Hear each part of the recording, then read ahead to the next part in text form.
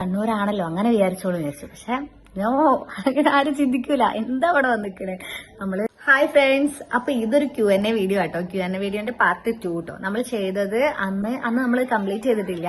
അപ്പൊ ഒരു ക്വസ്റ്റ്യൻ ചോദിച്ച് നമ്മൾ നിർത്തേണ്ടായി. കാക്കന്റെ വീട്ടിൽ എന്തുകൊണ്ടാണ് നിൽക്കാത്തത്, നമ്മൾ എന്താണ് ഇവിടെ കാലിക്കറ്റ് വന്ന് നിൽക്കുന്നതെന്നൊക്കെ ഉള്ളത്.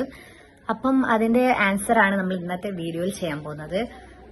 മെയിൻ സംഭവം എന്ന് പറഞ്ഞു കഴിഞ്ഞാല്, ഞാനിവിടെ എത്തി, ഞാൻ ഇപ്പോഴും കേൾക്കുന്ന ഒരു ക്വസ്റ്റ്യൻ ആണ്, എന്തുകൊണ്ടാണ് കണ്ണൂർ പോവാത്തത്, എന്താ അവിടെ നിൽക്കുന്നത്, അവിടെ ഉപ്പയും ഒറ്റക്കല്ലേ, എന്തുകൊണ്ടാണ് അവിടെ നിൽക്കാത്തത് എന്നുള്ളൊരു ക്വസ്റ്റ്യൻ ഞാനിങ്ങനെ ഇപ്പോഴും കേൾക്കുന്നുണ്ട്. അപ്പം അതിനൊക്കെ ഉള്ള ഒരു ആൻസർ ആയിരിക്കും ഈ വീഡിയോയില്. എന്താ പറഞ്ഞാല്, അപ്പം ഇതിന്റെ ഒരു മെയിൻ റീസൺ എന്ന് പറഞ്ഞാൽ കൊറോണ കേട്ടോ. അപ്പം നമ്മളെ മാരേജ് കഴിയുന്ന സമയത്ത് ഇക്കാക്കന്റെ വീട് അപ്പോൾ എറണാകുളത്തായിരുന്നു, നമ്മൾ കാലിക്കറ്റ് ആയിരുന്നു. അപ്പം മാരേജ് കഴിഞ്ഞ് ഒരു 10 ദിവസം നമ്മൾ എറണാകുളത്ത് നിന്നിട്ടുള്ളൂ.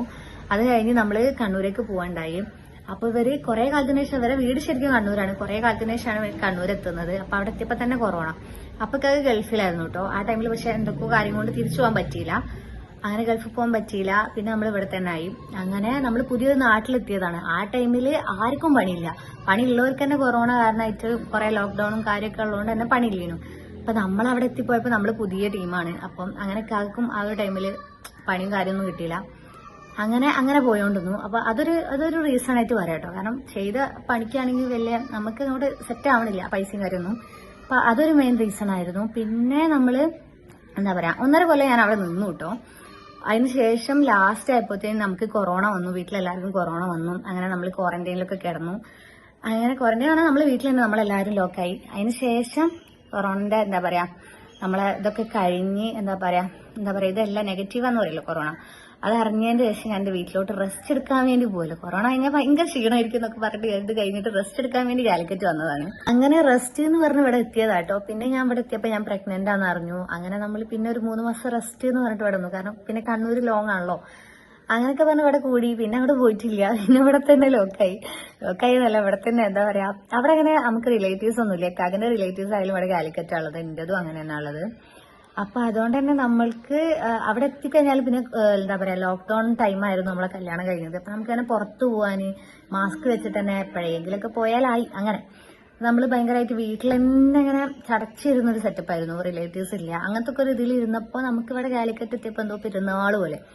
അങ്ങനെ ഞാൻ മാത്രം അവിടെ, ഇക്കാക്ക എപ്പോഴും ഇല്ല കേട്ടോ. പിന്നെ നമുക്ക് ബേബിയൊക്കെ ആയതിന്റെ ശേഷം പതുക്കെ ഇക്കാക്ക് ഇവിടെ പണി റെഡി ആയിട്ട് ഇക്കാക്ക മെല്ലെ അങ്ങോട്ട് വന്നു. അതിനുശേഷം എന്റെ വീട്ടിൽ നിന്ന് നമ്മൾ മാറിയിട്ട് എന്താ പറയാ, പിന്നെ നമ്മൾ വേറെ തന്നെ അങ്ങനെ മാറുണ്ടായി. 1 കൊല്ലം എന്റെ വീട്ടിൽ നിന്നു. അങ്ങനെ 1 കൊല്ലം കഴിഞ്ഞ വീട്ടിൽ, 1 കൊല്ലം എന്റെ വീട്ടിൽ, പിന്നെ നമ്മൾ വേറെ തന്നെ സെപ്പറേറ്റ് ആയിട്ട് പോകാണ്ടായി. അപ്പൊ ഇതാണ് അതിനുള്ളൊരു ആൻസർ ആയി എന്ന് വിചാരിക്കുന്നു. അപ്പം എല്ലാവർക്കും ഉള്ളൊരു ക്വസ്റ്റ്യൻ ആണ്, എന്തിനാ അവിടെ വന്ന് നിൽക്കുന്നത്. ചിലർ വിചാരിച്ചു നമ്മളെന്താ പറയാ, ചിലർ വിചാരിക്കുന്നതല്ല കേട്ടോ, ഞാൻ വിചാരിക്കും ഇങ്ങനെയെങ്കിൽ വിചാരിച്ചോട്ടെ എന്ന്. കാരണം ഇതൊക്കെ ചോദിക്കുമ്പോൾ നമുക്ക് ഇങ്ങനെ ചടപ്പാവല്ലോ എപ്പോഴും ഇത് കേൾക്കുമ്പോൾ.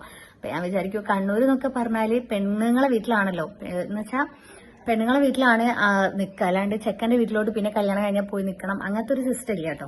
പെണ്ണിന്റെ വീട്ടിലാണ് നിൽക്കുക.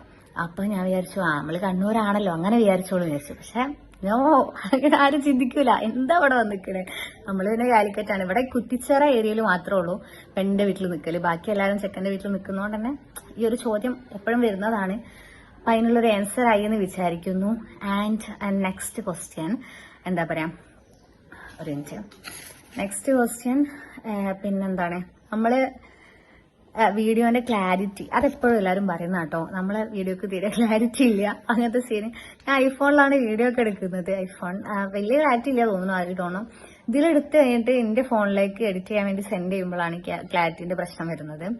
പിന്നെ നമ്മളെ ലോങ് വീഡിയോസ് വലിയ സീനില്ല തോന്നുന്നു. അത് ഷോർട്ട് ആക്കിയിട്ട് ഞാൻ കട്ട് ചെയ്തിടുമ്പോഴാണ് എന്താ പറയാ, ആ ലോങ് വീഡിയോ കട്ടാക്കുമ്പോഴൊരു ചെറിയ ഇഷ്യൂ തോന്നുന്നു. അധികം ഷോർട്സിന് ക്ലാരിറ്റി ആ ഒരു ടൈമിൽ, ഇത് ഷോർട്സ് മാത്രമായിട്ട് എടുക്കുന്ന വീഡിയോസിനൊക്കെ ക്ലാരിറ്റി ഉണ്ടാവുന്നുണ്ട്, മറ്റേതിലാണ് പ്രോബ്ലം എന്ന് തോന്നുന്നു. അപ്പം അത് എല്ലാവരും ചോദിക്കാനുണ്ട്, ഏത് ഫോണിലാണ് എടുക്കുന്നത്, എന്താ എന്റെ ക്ലാരിറ്റി, എന്താ എന്റെ വീഡിയോ എന്ന് ചോദിക്കാനുണ്ട്. പിന്നെ എന്താ പറയാ, പിന്നെ എനിക്ക് അടുത്ത ക്വസ്റ്റ്യൻ ഡ്രാമ കണ്ടന്റ് ഒക്കെ ചെയ്തിനും. അപ്പം ഏറ്റവും ഇഷ്ടപ്പെട്ട കണ്ടന്റ് അത് കറുമ്പിയാട്ടോ. ഞാൻ ഇഷ്ടപ്പെട്ട് ചെയ്ത കറുമ്പിയാട്ടോ. എല്ലാ സ്റ്റോറീസ് നമ്മൾ തന്നെ ഉണ്ടാക്കണാണ്. അപ്പൊ അതില് കറുമ്പി എന്നുള്ള സംഭവം അതിനു വേണ്ടി മാറ്റിയത്, അതിനുവേണ്ടി മേക്കപ്പ് ഇടുമ്പോ അതൊക്കെ വേറെ തന്നെ രസമായിരുന്നു കേട്ടോ. അത് വീഡിയോ എടുക്കുമ്പോൾ അതൊക്കെ ചിരിക്കുക, കുട്ടികൾ നോക്കി ഒന്ന് ചിരിക്കുക, അത് വേറെ തന്നെയായിരുന്നു കേട്ടോ. കറുമ്പി പാർട്ട് 1 പാർട്ട് 2 എനിക്ക് ഭയങ്കര ഫേവറേറ്റ് ആണ്. അങ്ങനെ അതിലാണ് നമ്മൾ റീച്ച് ആയതെന്ന് തോന്നുന്നു. പിന്നെ അടുത്തത് ഇഷ്ടപ്പെടാത്ത ഒരു കണ്ടന്റ്, അത് ഇന്റത് ഞാൻ തന്നെ പറയുമ്പോൾ എന്നാലും എനിക്ക് ഭയങ്കര വേണ്ടിയില്ലേനും തോന്നിയത് ഒരു അണ്ണാച്ചി സൂറ എന്ന് പറഞ്ഞിട്ടൊരു സംഭവം ചെയ്തിട്ടുണ്ടായി. പിന്നെന്താണ്, പിന്നെ ഒരു ഗെറ്റ് ടുഗദർ എന്ന് പറഞ്ഞിട്ട് കുറച്ച് ഫ്രണ്ട്സ് എല്ലാവരും കൂടി മീറ്റ് ചെയ്യുന്ന ആ ഒരു സാധനം, അത് രണ്ടും എനിക്ക് അങ്ങനെ അങ്ങോട്ട് തൃപ്തിയായില്ല. അപ്പം അത് ആ 2 കണ്ടന്റ്. പിന്നെ അടുത്തത് ക്രിഞ്ച് അടിച്ച കണ്ടന്റ് പറഞ്ഞു കഴിഞ്ഞാല് ചെയ്യുമ്പോ ഓക്കെ അത് നല്ല അത്യാവശ്യം റീച്ച് ആയ കണ്ടന്റ് ആണ്. പക്ഷെ എനിക്ക് ഇപ്പൊ കാണുമ്പോൾ ഒരു ക്രിഞ്ച് അടിക്കുമല്ലോ, ആ സാധനം നമ്മളെ ലെസ്ബിയൻ കപ്പിൾസ് എന്ന് പറഞ്ഞിട്ട് ചെയ്യണ്ടായി ഒരു ഡ്രാമ കണ്ടന്റ്. അത് പിന്നെ അവിഹിതം, അതത്ര ഇല്ല എന്നാലും ലെസ്ബിയൻ കാണുമ്പോൾ ഞാനും ആ ലെവലിൽ കണ്ട് ആ ഒരു സംഭവം. അപ്പം ഇതൊക്കെയാണ് ഇന്നത്തെ നമ്മളുടെ ക്വസ്റ്റ്യൻസ് എന്ന് പറയുന്നത്. അപ്പൊ നമ്മളുടെ Q&A നമ്മളിവിടെ ഫിനിഷ് ചെയ്യാട്ടോ. അപ്പൊ thank you for watching. Tata bye.